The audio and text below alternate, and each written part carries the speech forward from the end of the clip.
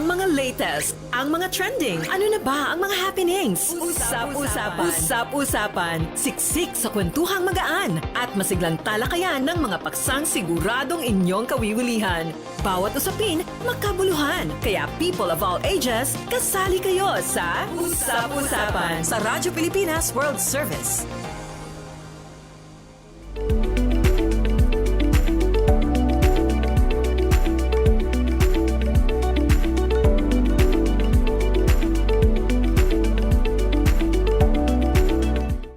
Magandang araw po sa ating mga tagapakinig at tagapanood dito po sa Himpilang Radyo Pilipinas World Service. Narito na naman po ang ating palatuntunang Usap-usapan. Kasama niyo pa rin po ako sa programa. Ito po si Bea Gaza de Guzman. At syempre, kami po ay inyong napapakinggan at napapanood sa official Facebook page ng Radyo Pilipinas World Service at sa YouTube channel sa pamamagitan po ng ating live streaming. Available din po tayo sa online radio gamit ang inyong mga Evox PBS receiver app. Kung wala pa po kayo ng Evox, pwede po itong i-download sa Google Play Store kung kayo po ay Android user at sa App Store naman po kung kayo po ay iPhone user. At syempre, mas pinalakas at mas pinalawak na po ang nararating ng ating Himpilang Radyo Pilipinas World Service sa pamamagitan po ng ating pakikipag-ugnayan sa United States Agency for Global Media. Napapakinggan po tayo ng ating mga overseas Filipino workers at seafarers sa shortwave radio. Ang ating pong English program tuwing 10 a.m. hanggang 11:30 a.m. mapapakinggan sa mga sumusunod na shortwave frequencies, 12.020 MHz, 15.640 MHz at 17.665 MHz. Ang Filipino program naman po tuwing 1:30 a.m. hanggang 4:30 a.m. mapapakinggan sa mga sumusunod na shortwave frequencies 9.370 MHz, 9.925 MHz at 12.120 MHz. Siyempre sa pakikipag-ugnayan pa rin po yan ng Presidential Broadcast Service at ng Voice of America. Sa episode ngayong araw ng palatuntunang usap-usapan ay mapapag-usapan natin ito kasi alam niyo po ba na kahapon, January 30, 2026 ay base sa ating history, ito pong date na ito.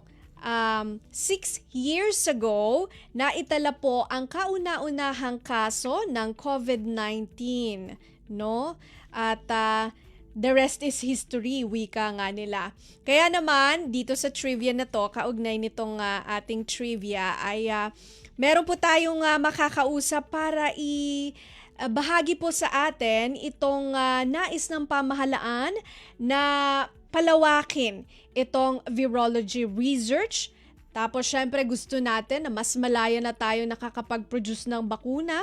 At syempre sa mga susunod pang taon, kung sakali man pong mangyayari ulit ang pandemya, gusto natin ng mas pinalakas po na national response para sa mga emerging at re-emerging na infectious diseases. Kaya naman live po nating makakausap via phone patch si Dr. Jaime Montoya, ang Executive Director po ng Department of Science, Technology o DOST, Philippine Council for Health Research and Development o PCHRD. Magandang araw po sa inyo, Executive Director Montoya.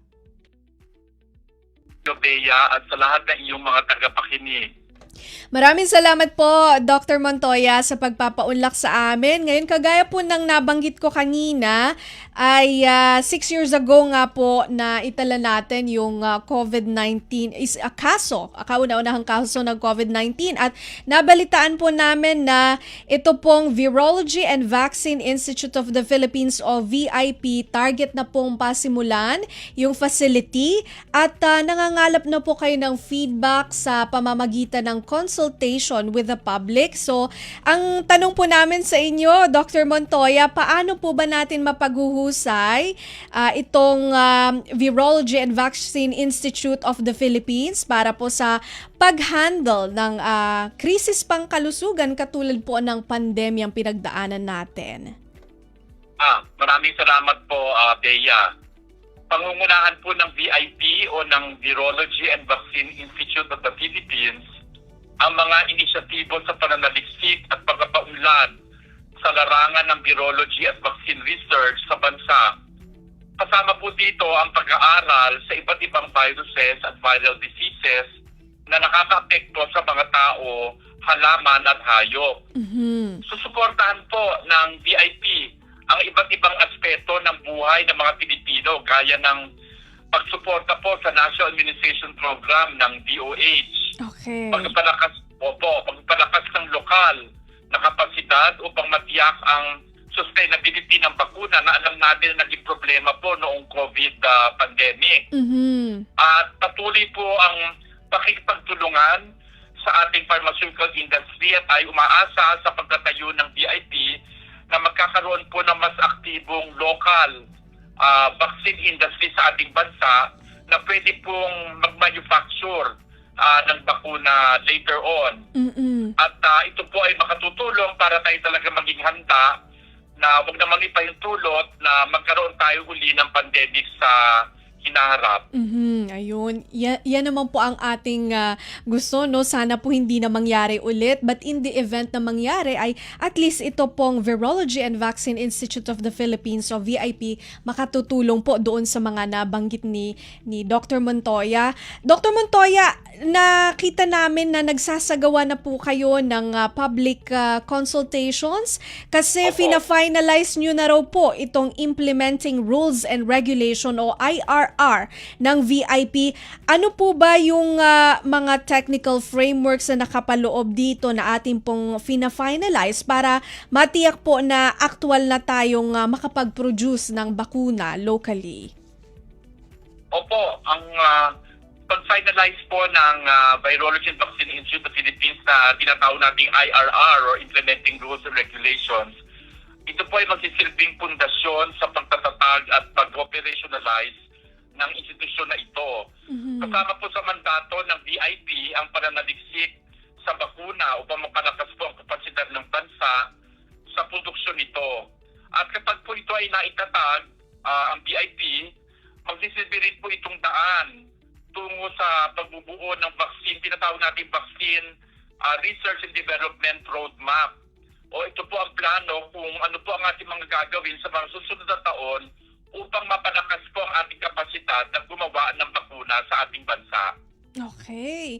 Alright. Yan, napaka-good news po niya, no? At least ang Pilipinas ay magkakaroon na po ng capacity para po lumikha ng yung bakuna na gawang Pilipinas, no? So nakaka-excite itong balitang ito. Doon po sa inyo pong isinagawang consultation with the public and siguro stakeholders, ano po yung kanilang karaniwang concern?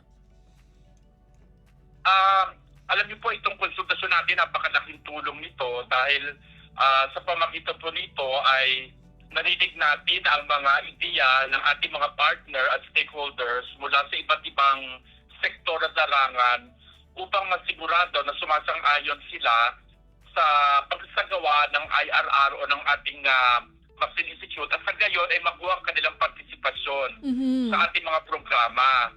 So kaugnay po nito, nagbanggit din sila ng mga posibleng suliranin na pwede lang kaharapin sa mga susunod na taon habang tayo ay nagtayo na ng institute. Halimbawa po ay kailangan nating malaman kung ano po ang ginagawa nila sa larangan ng bakuna para hindi po magkaroon ng tinatawag ng overlap. Okay. At sa katunayan ay nalaman din natin yung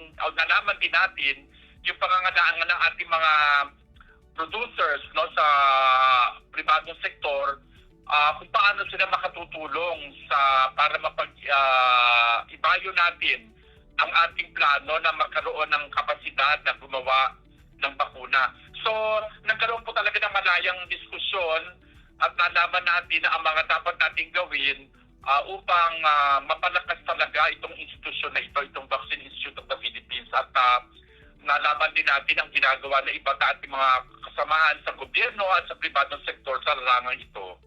Okay. So that's a good thing po na at least meron po tayong exchanges, no, ng insights with the stakeholder. And gusto rin po malaman ng mga katulad ko na excited po dito sa programang ito o proyektong ito. Dr. Montoya, itatayo raw po ang VIP main headquarters sa New Clark City, Tarlac. Maaari niyo po bang ilarawan itong state-of-the-art na infrastructure?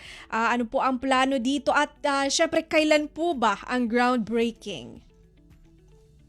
Okay, tayo pa excited lahat na sa pagbubukas po nitong institute na ito. Pero gusto ko lang sabihin sa inyo na bago pa man din po ipasa ang batas, itong Republic Act 12290 o tinatawag natin Biological Vaccine Institute of the Philippines, ay nagsimula na rin po ang pagtatayo ng Vaccine Institute dito po sa New Clark City Special Economic Zone sa Capas, Tarlac. At sa pamagitan po ng ating pakikipag-ugnayan sa Basis Conversion Development Authority or BCDA, sila po ay nag-lease sa atin ng 5 hektarya na tatayuan po ng BIP. So, kasalukuyan po ay nagsimula na ang konstruksyon ng infrastruktura ng BIP sa nasabing lugar. Natapos na po yung training center o ito po yung titirahan ng ating mga siyentipiko habang sila ay nagtatrabaho, gumagawa pa ng siksik sa institute. At matatapos na rin po, malapit na rin yung administration building. Okay. No? At yung mga lecture hall, yung kung saan po magkakaroon ng mga meeting, pwedeng ating mga siyentipiko ay magkaroon ng mga conference. At siyempre po, ito ay simula pa lang ang tinatawag natin phase 1. Yes. At sana po sa loob ng taon na ito, pag natapos pa administration building, ay magsisimula na po ang pagtatayo natin ng tinatawag natin Biosafety Laboratory 1 and 2. Ito po yung mga laboratorio na kailangan natin kasi ang ating gagamiting mga mikrobyo ay kailangan very safe at protected po tayo, no? So ito natin Biosafety Level 1 and 2. At in the future, in the next 1 or 2 years po, susunod naman ang pagtatayo po ng green lab or greenhouse para po sa mga halaman. Kasi alam niyo po, kasama rin ang pag-aaral sa mga mikrobyo na kalaban ng halaman at isang animal laboratory po. At yung talagang panaginip natin sa mga susunod pang taon ay yung pagtatayo po ng High Containment Facility, no, BSL 3 and 4, para po talagang makagawa tayo ng mga bakuna laban sa mga nakamamatay na sakit. At magagawa na rin po sa atin yan. So, sa pangkalahatan po, kung tayo ay masusunod ang plano natin, ay maaaring maging operational na po yung institute ng 2027. Okay. No? Basta po available po yung mga pondo at tuloy-tuloy po ang construction. Pero po ang full operations po, tinatawag mo full operations, kasama na po yung high containment, it will take longer po. So mga 5 taon pa yan para po magkapos. Pero maganda po na sinisimula na natin ngayon para po sana naman ay bago mangyari yung kung magkakaroon man tayo ng susunod na pandemya ay handang-handa na po ang pasilidad. Okay. So magiging operational siya 2027 pero yung full operation kasama na yung high containment facility will require 5 more years. So at least 5 or more po, hindi lang 5. Depende po siya. 5 or kasi more. marami itong mga plano pang gagawin at marami tayong mga consultants na dadating po para pag-usapan yan. Okay. Ayun. So at least meron tayong timeline and nilinaw ni Dr. Montoya na ito po ay by phases. So hindi siya isahang goal lang. No? Kasi sa ganitong klase ng objective o goal o target ay talaga namang kailangan ng masusing pagsasagawa ng mga bagay-bagay. Okay, Dr. Montoya, nabanggit niyo po kanina itong mga scientists, tapos sabi niyo about to be finished na rin yung administrative building, training center na kung saan itong ating mga experts or professionals ay doon talaga magtatrabaho at magpapalitan ng kanilang mga insights, karunungan, mga knowledge exchange. Ang tanong po namin ngayon, Doc Montoya, paano po tayo kukuha ng top tier Filipino virologists po dito sa ating project na ito? Importanteng tanong po yan, no? Unang-una, napaka-swerte po natin dahil meron na pong mga programa sa DOST mismo na pwede makatulong para ito magkatotoo. Halimbawa po, yung Balik Scientist program natin. Alam niyo po, noong sinisimulan pa na natin pinaplano ang BIP, katulong na po natin ang ating pinakamagagaling na scientifico na kasalukuyan pong nasa ibang bansa, base po sila doon, pero sila po yung umuwi dito para tayo tulungan na itayo itong BIP. So talagang nakatulong po silang mabuti sa ating pagpaplano. So mga 7 at 8 balik scientists po yan na base sa abroad na talagang expertise po nila ang bakuna. Tumulong po sa atin sa plano at patuloy pa po dumadating at nag-iimbita tayo ng mga scientists, Filipino scientists sa base sa abroad na maaaring umuwi po dito na susuportahan po ng DOST. Bukod po doon, tayo po ay may malawak na programa, scholarship program na patuloy po tayong nagpapadala ng mga taong magte-train on virology at sa iba't ibang aspeto po ng paggagawa po ng bakuna para po makabalik sila dito at makatulong sa atin. Okay. At ikatlo, sinimulan na po natin even before po maitayo yung pasilidad, yung tinatawag natin virology and vaccine research program.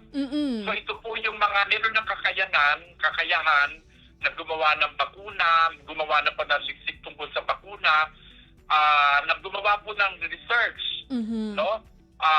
Ngayon, at ongoing na po yan, para po hindi po magsisimula yung mga research kapag natayo na pa lang yung institute. Kahit ngayon, na hindi pa rin tatayo, nagsisimula na po yung research sa iba't ibang institusyon na may expertise po dito sa ating bansa. Okay.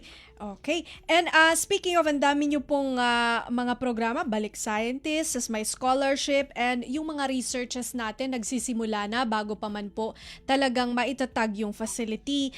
Meron po ba kayong collaboration? Ang VIP po ba may collaboration with similar institution po katulad ng Research Institute for Tropical Medicine? At paano po natin matitiyak na wala pong kumbaga overlap or yung sinasabi nilang bureaucratic redundancies, Dr. Montoya? Ay, napakahalaga rin po ng tanong na yan dahil madalas po kaming tanongin tungkol dyan. Sa katunayan po ay yan po ang sinigurado namin na hindi magkaroon ng overlaps or redundancies ang mga institusyon na gumagawa ng virology and vaccine research. For example, katulad po ng RITM, sila po ay katuwang natin sa pagpaplano ng institute mula po sa konsepto hanggang dito sa IRR at sa finalization po ng IRR at sa paggawa po ng batas. Sinigurado po natin na wala pong overlap at sa katunayan magtutulungan po tinatawag natin complementarity with RITM at lahat ng mga institusyon. So napakaklaro po ng mandato ng BIP. Halimbawa, gumawa po ng pananaliksik sa pagkakaroon natin ng bakuna hanggang sa preclinical o tinatawag na bago po mag-clinical trial. At halimbawa, pag clinical trial na po, pwede po tungkunin ng mga pribadong sektor o ng RITM. Okay. At halimbawa, pagdating po sa surveillance, mandato po ng RITM yan. At tutulong lang po ang BIP sa aspeto na yan. So ilan lang po ito sa mga bagay na pinag-usapan, marami pong bagay, pero talagang pong napakalinaw na ng ating gagawin at ang gagawin po ng RITM at lahat po ng iba pang ahensya na involved sa vaccine research. Huli po lang babanggitin, no, na sa Governing Council po ng BIP, yung pinakamataas na grupo po na mag-oversee sa BIP ay kasama po ang RITM. At maging ang pinuno o sekretary ng DOH, ng DOST, at ng Department of Agriculture. Kaya sigurado po natin na wala pong magiging overlap. Sila po mag-aproba ng mga programa at panalisin na gagawin sa VIP. Nabanggit niyo po, Dr. Montoya, na yung mga clinical trial, i-refer niyo din po sa private sector. So, doon po ba sa public consultation, kabilang po yung private sector doon sa inyong mga pagpupulong? Ay, opo, kasama po sila at katulad sinabi ko kanina, napakaganda po ng kanilang mga question na ibinigay na siguraduhin daw namin na lahat ng aspeto ng virology vaccination of Philippines ay kasama sila at meron silang papel.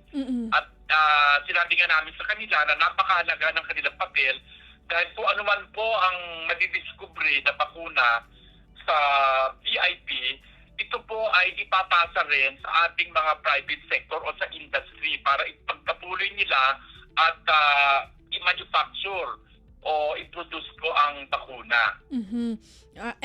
Dr. Montoya, sabi niyo po kanina kabilang po sa mga bakuna na magiging o natututukan is yung pong para sa mga halaman at hayop, no? Ano po ang development natin doon sa paggawa po ng vaccine for example yung ASF, marami po kasing affected na mga farmers na magbababoy dito sa Pilipinas, and sabi niyo kanina operational ng facility would be 2027, pwede na. Pero how soon po tayo makakakita ng bakunang may label na Made in the Philippines, Doc? Okay. Yung pong tanong nyo tungkol halimbawa sa mga mikrobyo o virus o umaapekto sa halaman at sa hayop, sabi ko nga kanina, kahit pa po hindi operational yung BIP, nagsimula na po, isinasagawa na po ang maraming mga researches na makatutulong dito. Halimbawa po, meron na po mga ongoing research sa paggagawa po ng mga diagnostic kit. Ito po yung mga testing na gagawin para malaman po halimbawa kung ang baboy o ang hayop ay mayroong swine fever, swine flu. Ganun din po sa avian flu. At yun pong pagtingin ng mga posibleng pwedeng gawing bakuna laban sa swine fever, no, or swine flu. So, ito po ay ongoing na ng mga research projects po sa ilalim ng virology vaccine research program. At ito pong sinasabi natin na bakuna na made in the Philippines, talagang panag-green po natin yan. At kami po ay very confident na kung maisasagawa po natin lahat ito at patuloy ang suporta ng ating pamahalaan, ay maaaring sana po na before the next pandemic will happen ay meron na tayong local capacity nga to produce vaccines in partnership with the private sector po.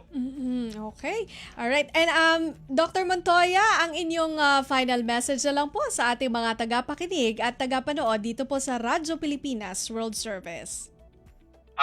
Well, unang-una po nagpapasalamat po ko sa inyo sa pagkakataon binigyan ninyo para malaman po na ating kababayan ang ginagawa po ng ating pamahalaan upang magkaroon tayo ng kapasidad sa paggawa ng bakuna na laban sa mga darating na pandemya. Mahalaga po ang pagtatayo ng VIP upang makamit natin ang self-reliance sa pananaliksik at sa paggagawa ng bakuna. Ito po ay makatutulong mapalakas ang ating paghahanda at sa ating pambansang seguridad laban sa mga pandemya at sa mga mikrobyo na ito po ay nakasasagot sa maraming problema sa ating kalusugan. At ito po ay kumakatawan sa isang makabuluhang hakbang para sa mga Pilipinong mananaliksik at magbibigay daan sa iba't ibang pag-aaral ukol sa virology. So, sana po ay suportahan natin ito at malaman na ating mga kababayan kung gaano kahalaga po ang pagtatatag ng VIP na makatutulong talaga para po maiwasan na natin ang nangyari noong COVID-19 pandemic at maproteksyonan ang kapakanan at ang kalusugan ng lahat ng Pilipino. Ayun, maraming salamat po sa inyong oras, Dr. Montoya, at mabuhay po kayo. Ay maraming po salamat, mabuhay po tayong lahat, mabuhay po ang inyong programa. Maraming salamat po. Yan po si Dr. Jaime Montoya, Executive Director ng Department of Science and Technology, DOST, Philippine Council for Health Research and Development o PCHRD. Kanya pong ibinahagi sa atin itong pagsisimula na or nag-start na po yung pagtatatag o pagtatayo ng ating Virology and Vaccine Institute of the Philippines o VIP dyan po sa New Clark City, Tarlac. At yung kanila pong naging public consultation sa pagfa-finalize ng Implementing Rules and Regulations o IRR nitong Virology and Vaccine Institute of the Philippines o VIP. Okay, so antabayan na naman po sa ikalawang bahagi ng ating palatuntunang usap-usapan. Ito naman pong National Zero Waste Month Awareness, no? Kasi ngayong buwan din po na ito ay naging usap-usapan yung pag-collapse po ng isang landfill diyan po sa bandang Cebu ba yun? Oo. So, malalaman natin kung ano po yung ating mga pamamaraan, kung paano natin mapapangasiwaan itong mga basura, no? Waste management, at kung paano natin i-improve o mapaghuhusay naman itong waste safety na tinatawag. Sa pagbabalik po iyan ng programang Usap-Usapan na manatili po kayong nakatutok. Paalala muna mula sa himpilan. Mabilisang trivia, dagdag talino. Heto na ang Dagling Kaalaman. Umakyat na 50 hagdan sa isang araw. Nalaman sa pag-aaral ng Tulane University na ang pag-akyat ng mga 50 hakbang sa isang araw ay makakabawas sa panganib ng cardiovascular disease ng hanggang 20%. Sinasabi ng mga researcher na ito ay katumbas ng paglalakad ng 10,000 hakbang sa isang araw. Kaya, iwasan muna ang elevator at humakbang. Kaunting kaalaman na malaking dagdag talino. Abangan muli ang susunod na Dagling Kaalaman. Paano nga ba mag-register para magkaroon ng schedule sa Bagong Pilipinas Presidential Action Center? Narito ang mga dapat gawin. Gamit ang iyong mobile device, pumunta sa eGovPH app. Pwede itong i-download mula sa Apple App Store o sa Google Play Store. Gumawa ng account. Ilagay ang email address, valid mobile number, pagkatapos ay makakatanggap ka ng one-time code sa iyong email. Gamitin ang code sa eGov app para sa verification ng iyong account at ng mga impormasyong ibinigay. Congratulations! Meron ka ng eGovPH app account. Pwede mo na ma-access ang iba't ibang serbisyo ng gobyerno kabilang ang mga serbisyo sa Bagong Pilipinas Presidential Action Center. Anong latest? Usap-usapan. Usap-usapan. Dito sa Radyo Pilipinas World Service.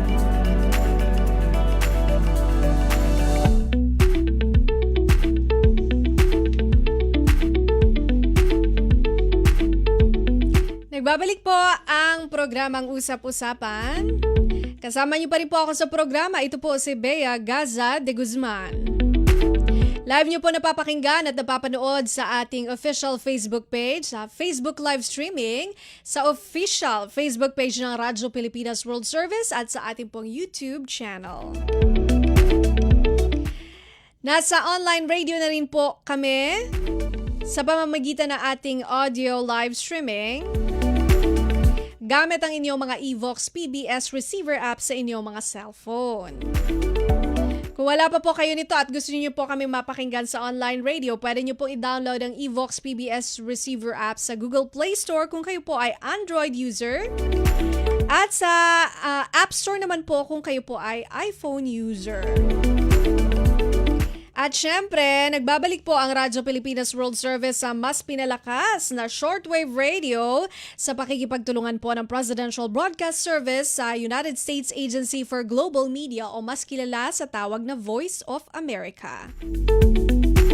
Nararating na po natin ang ating mga overseas Filipino workers at seafarers gamit ang shortwave radio.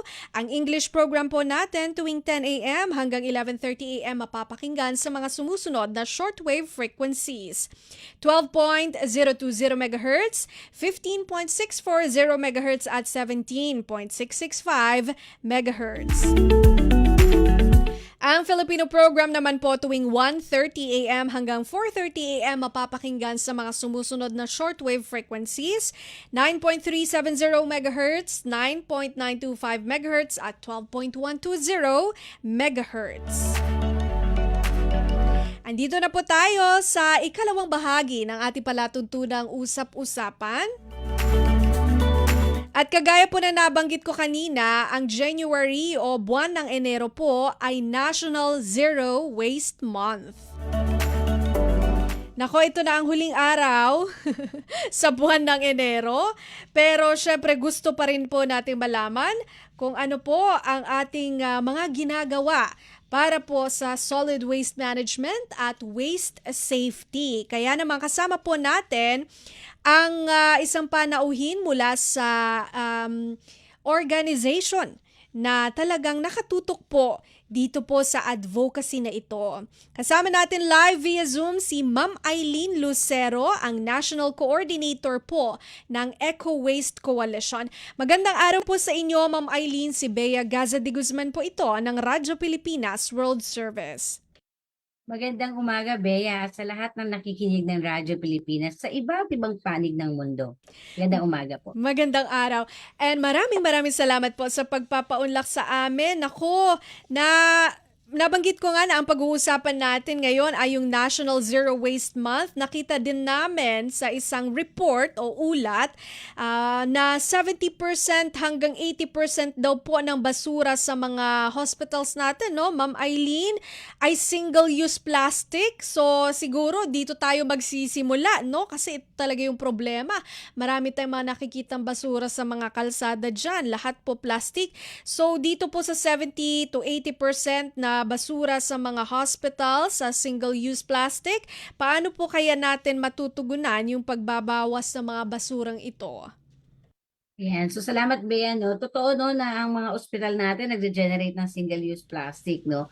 At syempre itong mga single-use plastic nanggagaling ito dun sa mga balat ng yung mga pinaglagyan ng mga hospital instruments, no, yung mga kailangan natin, no. At pero ang mas nakakadami pa na single-use plastic ay yung mula dun siyempre sa mga pasyente, no, yung mga bantay ng pasyente, no, kasi nagdadala sila ng pagkain doon at ito yung isa sa mga dumadagdag. No, sa tingin ng Eco Waste Coalition, no, mahalaga dito yung pagsasegregate, no. Kung makikita niyo po sa ating mga ospital, ay meron pong iba't ibang klase ng waste bin at ito ay may iba't ibang kulay, no. So mahalaga na parte ng pangangalaga at pag-raise ng awareness sa ospital ay yung malaman din hindi lamang ng mga pasyente kundi pati yung bantay, no, kahit yung mga nasa outpatient na ano ba yung mga basura na lalagyan na to, bin na to, no, bakit may kulay, no. So maganda na may segregation din doon, no. So para yung mga plastic na ito ay pwedeng malagay kung saan, no.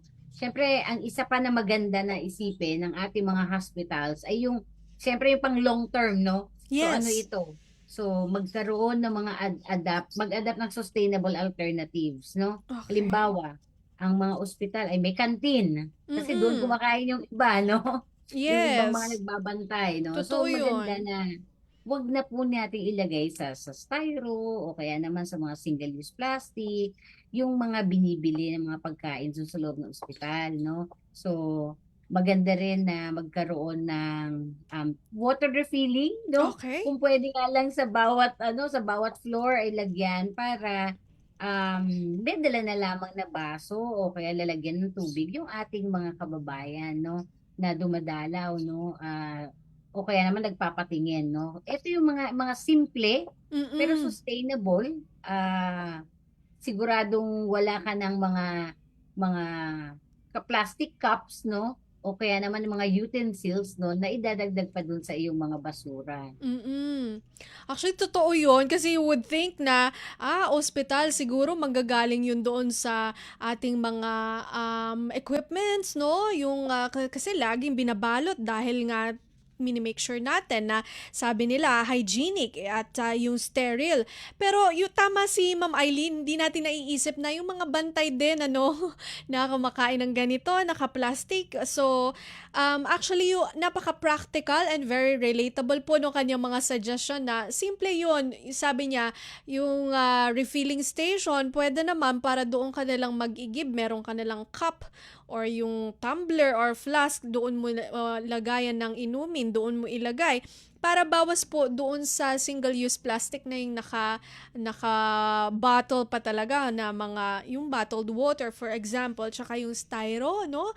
Kapag ka nagdadala ng pagkain. Napaka-practical nung suggestion si Ma'am Eileen. But going back po doon sa concern ng hygiene and sterility, meron po kasi din nagtatanong paano daw po mapapanatili yung hygiene and sterility requirements ng hospital na hindi po masyadong nakaasa doon sa single-use plastic, ma'am. Ayan. So, ganyan naman, sa parte naman na yan, ang magandang gawin ng mga ospital, ilagay nila doon sa mga procurement policy nila, no, na nagre-require sila o nagde-demand sila sa mga suppliers nila na magkaroon ng sustainable packaging, no? Para halimbawa, imbis na isa-isa, pwedeng bulto na nakapack, di ba? Yung ganun siya. O kaya naman bulto na nasa isang mas maayos na sterilized na lalagyan, no? Sa mga, para ang siste kasi ngayon, bawat isa, halimbawa syringe, bawat Okay. isa niyan ay nakabalot sa plastic. Yes, that's No? true. So ganun siya. So kung meron yung supplier na alternative packaging, yung sustainable na panglahatan, pangmaramihan, ano, mas makakalis, mare-reduce yung plastic. Tapos pwede rin gamitin ng mga hospital. Alam ko yung iba marami na nito, yung metal o glass alternative, no, kung saan Okay. pwede nilang itago itong mga ito, no? Meron ding mga ilang ospital na parte ng kanilang pag-sterilize yung paggamit nila ng mga autoclave, no, Autoclave. para itong microwave, no, na pinapasok nila doon para ma-sterilize, no, yung mga nagamit na o kaya yung mga papunta pa sa treatment, no. So ito yung isang pwede nilang gamitin. Naku, speaking of mga autoclave, para less na rin po tayo sa paggamit ng mga separate na plastic, single-use plastic. Nabanggit nyo na rin po itong mga equipments, no, Ma'am Eileen. Ano-ano po ba yung mga makabagong teknolohiya naman na maaari nating gamitin pagdating sa solid waste management? Meron po ba tayong mga equipments na yung ligtas o ano ba sinasabi nila, environment friendly? Ayan, so salamat Bea, no. Para sa kaalaman ng ating mga kababayan, no, pagdating sa basura, no, ng isang syudad, no, so dalawa yan, may residential at saka ito yung sinasabi na rin household waste at saka yung commercial waste. Tapos meron pa tayong institutional, din nabibilang yung mga ospital, no. Pag Okay. household waste, ang lagit-lagi, 60% yan, organics, ibig sabihin, ito yung biodegradable, no, yung mga nabubulok, no. At dahil Yes. nabubulok siya, ang pwede natin dyan na gamitin na mga bagong equipment, yung technology, ayan, meron na dyan yung mga shredder, Yes. no? Yung shredder, ginagamit siya para mas mapabilis, no? Sinishred niya yung lahat, no? Halimbawa, meron kayong balat ng saging, yan. Mm. Sinishred niya yun para mas maliliit. Pagkatapos, mas madali siya ngayong i-compose, no? Kung meron kayong composting sa likod ng bahay niyo o kahit sa paso, no? Ay pwede niyong gawin, no? Yung iba, hindi lang composting, meron pa yung iba ay ito yung mga nauuso ngayon, vermicompost o kaya naman black soldier fly, yan. Okay. Yan, so merong ganyan, no? Na mga hindi man paano ba siya? Makabagong technology for managing waste mula sa Mm-mm. kitchen, no? Mm-mm. Um, Pagka naman plastic, no, ang ginagawa naman ng ating mga barangay, no, na nakakakuha nito, meron silang bukod sa shredder ng plastic, meron pa silang plastic compactor, no. So Okay. ibig sabihin pagka shred, kinokompact nila 'yon. So hindi na siya ngayon makano. Parang bina-vacuum mo, alam mo yun? Pag Mm-mm. binacuum mo, di ba, box-box lang yung itsura. So, ganun yung magiging itsura niya, no? Tapos meron din tayong anaerobic digester. Yung Okay. anaerobic digester, nakakapag-produce, mula ito sa mga biodegradables, no? Ang kinakain nitong ano na to, machine na to ay puro mga nabubulok, no? Okay. Tapos, yan. So, naglilikha din siya ng energy later Mhm. on, no? Marami na tayong mga hospital na meron nito. Ang ginagawa nila ay yung anaerobic digester na naglalabas ng fuel, doon naman nila in-sterilize, no? Ginagamit nila for yung fuel na yun para sterilize yung ilang mga equipments nila. No, so ito yung ilang mga pupwede nating gamitin, lalo na sa household level, no, at barangay level, no, na hindi kailangan ng mas malaking budget, no. At syempre maganda na bukod dun sa meron kang technology, kasi yung iba wala namang kakayahan para dun pag bumili ng technology, no. That's So true. Mm-mm. maganda po ay color-coded na segregation bin. Mm-mm. Yan. Kasi, Yan. yan, kahit na mga household, madali makapaglagay ng sarili nilang bins, basta segregated po. Mm. Naku, natutuwa ako dito sa pagpapaliwanag ni Ma'am Eileen kasi nakikita niyo po kung gaano po yung sabi nilang holistic dapat yung address o pagtugon dito po sa problema natin sa basura. Ayun, from the household level na sinasabi niya, pinakita niya yung ating mga options sa composting, tapos yung simpleng pag-shred, and then on to the barangay level kung saan meron na tayong mga barangay na nagsasagawa na po. Meron na silang model for solid waste management. Tapos meron na sila yung mga ganito, mga equipment, plastic compactor na tinatawag. No? So makikita natin na hindi lamang po iisa lamang na kumbaga group of people or sector yung responsible dapat sa pag-address ng solid waste management, pero lahat po tayo ay dapat maging kabahagi nito. Speaking of, dahil yung inyong organization ay talaga pong nakatutok para dito sa advocacy, environmental conservation, ganyan. Ma'am Eileen, hindi lang po naintindihan natin na hindi lamang po dapat maigting o mas malakas yung pagtugon dito sa ating problema sa basura sa buwan ng yung tinatawag nating National Zero Waste Month, no? Siguro sa inyo pong organization, hindi lang kayo sa Enero gumagalaw, talagang ito na po yung inyong sabi nila lifestyle, kumbaga. So we understand na dapat itong isaisip, hindi lamang tuwing January. So ang Eco Waste Coalition po ba, ano-ano po ang mga programs para dito sa Zero Waste campaign? Perhaps wag na lang natin sabihin na for the National Waste Month, pero all throughout the year na inyo pong isinasagawa. And so, ang Eco Waste Coalition ay talaga naman nagpupugay dito sa zero waste na to dahil lalo na ngayong buwan no, Zero Waste Month. Ngayon ang ika-25th no, 25th year anniversary ng batas no, yung Ecological Solid Waste Management Act. Mm-mm. Kaya ang mga programa na ginawa ng Eco Waste dito ay pagpapaalala no, pag-renew ng mga commitments at pagpapaalala sa ating mga kababayan mula sa mga duty bearers, sa mga nakaupo, sa pribado at sa komunidad na mahalaga na mag-segregate tayo, mag-waste reduction, improve natin yung mga sustainable practices at kailangan natin ng sama-samang pagkilos, no? Hindi ito dapat isa-isa lang, no? Na dapat ay nauuso na po ngayon, no? Kung alam nila yung circular economy, no? Ibig Okay. sabihin nito, yung circular economy pabilog, no? Mm-mm.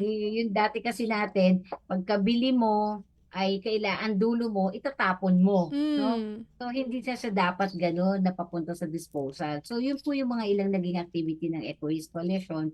Nagkaroon kami ng mga webinars, pag-aaral, sa pribado, sa mga youth, no? At sa mga komunidad, no? At kasabay nito, yung patuloy na paglalabi para sa banning ng single-use plastic at magkaroon ng alternative, no? Lalo na't meron na tayong EPR law, so kailangan na yung mga kumpanya ay merong phase-out period papunta sa isang sustainable packaging, no? Ganun yung ginawa ng EcoWaste at pinakita din sa mga ilang activities na ginawa ng aming mga miyembro na pwede naman pala ibalik itong tingi, no? Yung tingi system via the refill stores, no? Mm-mm. So, may mga iba't iba yung ginawa namin mula Norte, so meron kami sa Baguio, sa Mindanao, sa Visayas, na iba't ibang mga aktibidades, no? Para ipakita na kaya, no? May mga zero waste fair na ginawa, may green caravans, no? Ayan, so meron din yung mga pagpapakita ng mga movies, no? With panels, lagyan namin ng panel para pwede magtanong ang lahat, no? So, Mm-mm. ito yung sama-sama pagkilos, no? Para dun sa pag-encourage nga na kailangan mag-reuse tayo, mag-repurpose, no? Wag nating itapon kagad yung ating mga binili, no? At kung hangga't maaari ay gumamit tayo ng mga sustainable. So ano ito? Madali lang to. Ang pwede nyo gawin ay kung kayo nag-aaral, magdala lang kayo ng mga, o kaya nagtatrabaho, no? Magdala kayo ng bottled water nyo. Kaya malaking tulong na po yan. Pag namamalengke o nagsa-shopping, magdala kayo ng green bags, no? Ito yung mga hindi nyo nakakailanganin yung plastic, no? So, sa kitchen, pag meron po kayong mga sobra, ay i-compose nyo. So, ganito lang po yun. Ganyan lang siya kadali, no? Ang pag-alala sa ating Zero Waste Month. Mm-mm. Ma'am Eileen, nabanggit niyo po kanina na 25th anniversary po nung buo nitong RA 9003, Ecological Solid Waste Management Act. Meron po ba tayong gaps na nakikita sa pagpapatupad nito at ano po yung maaaring maging tugon o rekomendasyon ng Eco Waste Coalition? Ang nakikita ng EcoWaste Coalition ay na kahit na ito ay 25 years na yung batas, ay hindi pa ito fully implemented. Okay. No, so marami pa siyang lapses, no. Halimbawa, yung requirement na 10-year solid waste plan ng bawat munisipyo at siyudad ay ngayon pa lamang unti-unting na-approve, no. Mm-mm. Marami pa rin ng ating mga siyudad at munisipyo na hindi pa nagsisegregate, no? Oo So, nga. puro pa rin hakot, no? Dapat kasi sabay yun eh. Pag nagsegregate ka sa bahay, kailangan yung kukuha, may scheduled, no? Para hindi pagsasaluhaluin, no? Kasi yun yung isang nakukuha namin na nareklamo na nagsisegregate naman ako. Pero pagdating ng truck, halo-halo pa rin. Mm-mm nga, No? no? Mm-mm. So, may mga ganon tayo nakikita. Yung listahan ng non-environmentally acceptable packaging o yung NEAP list ay wala pa din, no? Mhm. Ito sana yung mag-guide para mag-shift ang ating mga manufacturers, no? Kasi listahan to ng mga hindi environment friendly, no? So wala pa rin siya. Kaya nakikita namin na hindi pa siya fully implemented talaga. Okay. Alright, so yun po yung ilan sa ating mga nakikita na pwede pang paghusayin, i-improve para umunlad po yung ating solid waste management sa bansa. Meron din po kayong mga nabanggit kanina yung sa barangay level, talagang may mga models po na gumagawa ng tama, nagagawa nila yung tamang pamamaraan ng solid waste management. Ma'am Eileen, gaano po ba based on your observation and also pag-aaral nyo na rin po sa Eco Waste Coalition sa pamamagitan ng inyong mga pakikipag-ugnayan sa mga LGUs, gaano po kalawak yung kumbaga gap doon sa mga sumusunod at hindi sumusunod at paano po kaya natin iyon mare-reconcile? Yan. So, nakita na ako yung mga 20% pa lang yung mga sumusunod, no? At kaya talaga napakalaki pa ng hakbangin na pupuntahan talaga, no, sa pagpapatupad nito, no? Kasi mahalaga talaga yung political will, no? At talagang paghikayat sa ating mga mamamayan, doon din sa ating may mga kanya-kanya kasing responsibilidad yan, pati yung hauler, at saka yung collector, may ibang responsibilidad, yung household, ganun siya. No, so, nakita namin na marami pa na dapat gawin, no? At kailangan talaga na magkaroon lang ng ano ng sample, no? Na talaga pagdating ng sample, dalawa siya. Dapat meron ka ng incentive at meron ka na ring penalty, no? Doon Okay. sa yung dalawang yun ay yun, wala pa siya. Hindi pa rin siya nagagawa kasi kung may incentive, mas marami sana. At kung may Mm. penalty, mas marami din sana na sumusunod at hindi na nagva-violate. Okay. That's on the local government unit level.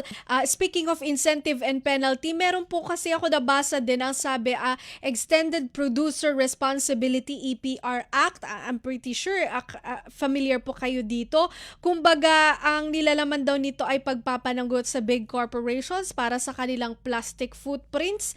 Ano po ang masasabi nyo rito? Nakita ko rin kasi na syempre yung atin din pong, sabi nyo nga rin kanina, residential, commercial, and industrial. So, ang ating mga companies din po, meron din po silang mga basura. So, ito po ba ay makakatulong kung properly na maipatupad, Ma'am Eileen? Tama ka dyan, Bea, no? Makakatulong talaga yung EPR law kung yan ay papatupad ng mas maayos, no? Halimbawa, nakita natin na mga single-use plastic yung naglipanan, no? Ibig sabihin, yan yung mga nasa sachet, no? Yes. Pagpunta kasi sa tindahan, ang daming nakasabit. Mm-mm. Siguro nasa sachet, no? So maganda sana kung yung EPR ay una, mayroon siyang timeline, no? Hanggang kailan Timeline. Okay. ka magaganon, no? Ng packaging. At the same time, mag-provide din ng alternative delivery system. Ibig sabihin ay pwede siyang mag-refill, Mm-mm. pwede siyang kung makikita nyo, may mga ilang tindahan, may mga ilang brands, no? Na nagre-refill. Ano ba yung sample ng refill? Yung Vendo, refill din po yan, no? Mm-mm.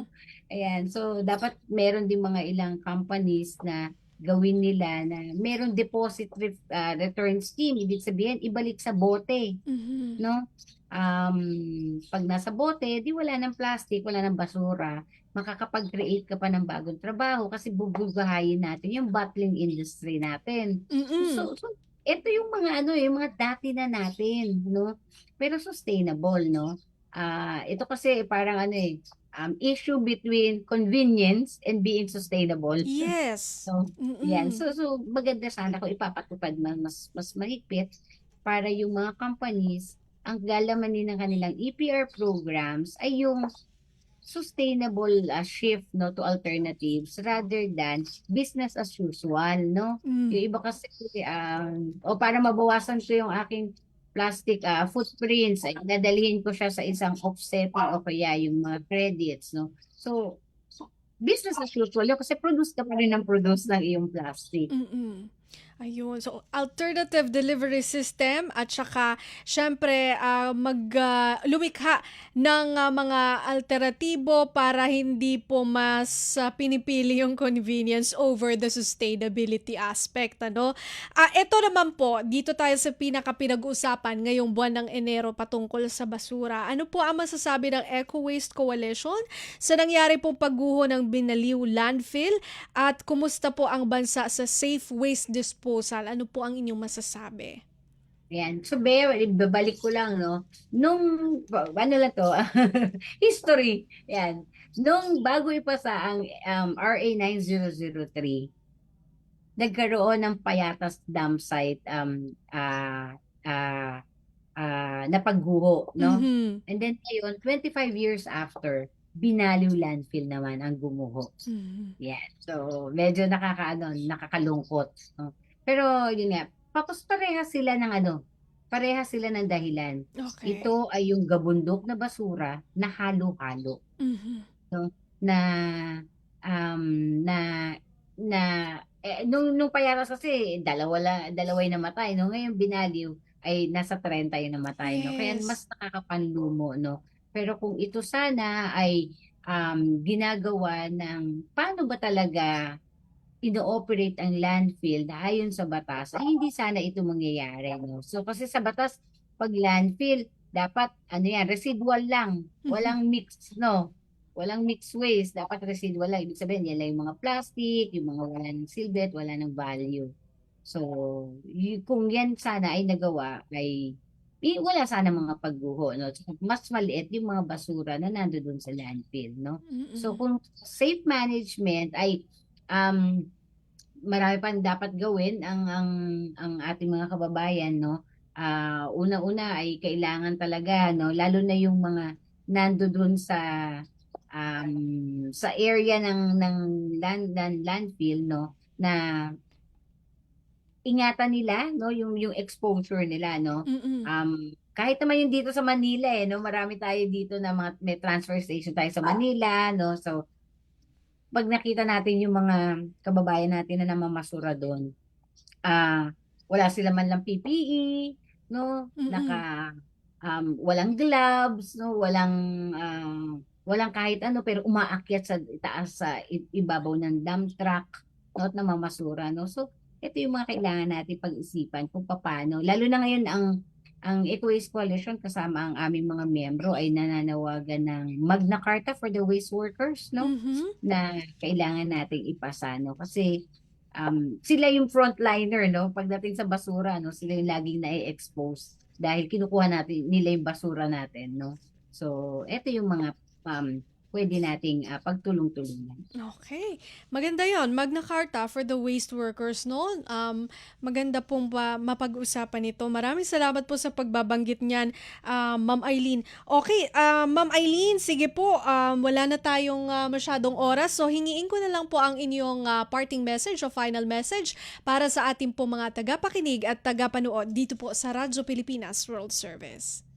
Maraming salamat, Bea, at sa Radyo Pilipinas sa pagkakataon na ma-share, no, ng Eco Waste Coalition yung aming mga nais i-mensahe sa bawat isa natin, no. Tandaan lamang natin na ang January ay hindi lamang buwan kung saan dapat tayo ay mag-segregate, no, at mag-observe ng isang sustainable lifestyle, no. Gawin natin ito na isang buong taon, no. Kasi in the long run, tayo rin naman po ang makikinabang dito, no. Malinis na hangin, malinis na tubig, malinis na lupa, no. Ang kailangan natin hindi lang para sa atin kundi para sa ating mga susunod na henerasyon, no, na wala na sanang baha, no, wala na mga kalamidad dulot ng basura, no. So sa Eco Waste Coalition ay Happy Zero Waste Month sa lahat. Yun. Maraming salamat po sa inyo, Ma'am Eileen, sa inyo pong oras at mabuhay po kayo. Salamat, Ms. Bea. Yan po si Ma'am Eileen Lucero, ang National Coordinator po ng Eco Waste Coalition. Okay, so bago po tayo tuluyang magpaalam, magpapasalamat muna tayo syempre sa ating mga tagapakinig at tagapanood, yung mga ating kausap-usapan dyan. Maraming salamat po sa pagsuporta sa ating palatuntunan. Syempre po kay Sir Milo Jonella sa ating Master Control at kay Hiro Lucero para sa ating Wirecast. Thank you din kay Jerome Toledo na ating co-producer. Hanggang sa susunod po na episode ng ating palatuntunang usap-usapan, muli ito po si Bea Gaza de Guzman. Magandang araw. Anong latest? Usap-usapan. Dito sa Radyo Pilipinas World Service.